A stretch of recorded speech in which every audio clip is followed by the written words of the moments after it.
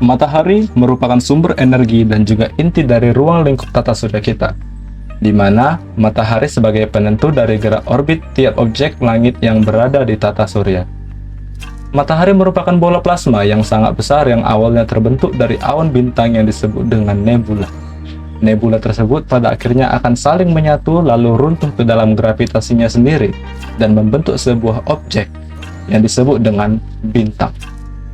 Dalam kasus matahari, atau dalam bahasa Inggris disebut dengan the sun, diklasifikasikan dan digolongkan ke dalam bintang deret utama tipe G yang disebut dengan katai kuning atau yellow dwarf.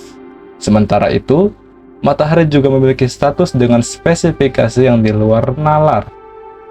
Matahari memiliki diameter sekitar 1.391.400 km atau 864.600 mil. Dan jika dibandingkan dengan bumi, maka diperlukan 109 planet bumi untuk dapat menyaingi diameter dari matahari. Sementara itu, berat atau massa matahari adalah sekitar 1,9 dikali 10 pangkat 30 kg atau sekitar 330.000 planet bumi. Dan jika dibandingkan dengan seluruh berat objek langit di tata surya, matahari memiliki peran sekitar 99,86% dari total massa tata surya saat ini.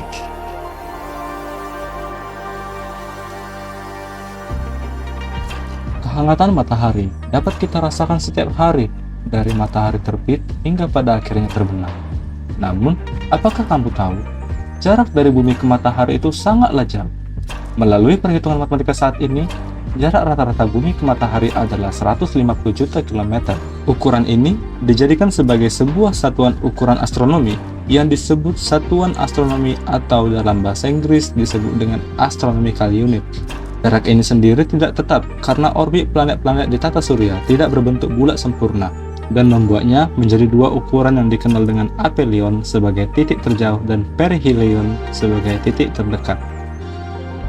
Gambar berikut merupakan peta dari Local Interstellar Cloud.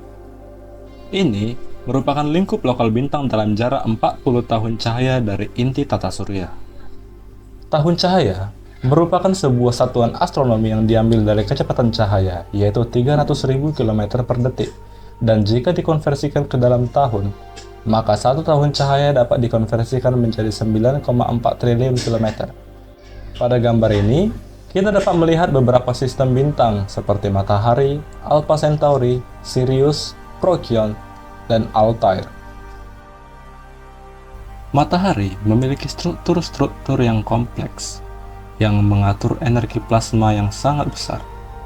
Di dalam struktur matahari terdapat inti, zona radiasi, takoklin, zona konveksi, dan atmosfer.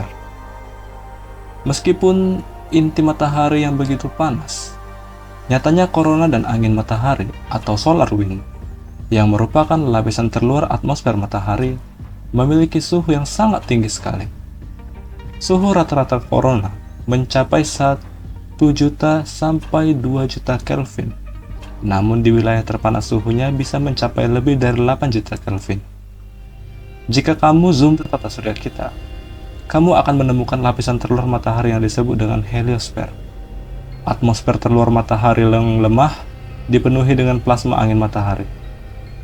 Heliosfer ini membentuk sebuah gelembung raksasa yang melindungi tata surya kita dari radiasi sinar kosmik yang sangat berbahaya bagi kehidupan di wilayah medium antar bintang. Matahari tidak memiliki massa yang cukup untuk meledak sebagai supernova, dan sebagai gantinya, matahari akan terus mengembang dan menjadi red giant atau raksasa merah, dan terus membesar hingga mampu menelan bumi dalam jarak 2 satuan astronomi.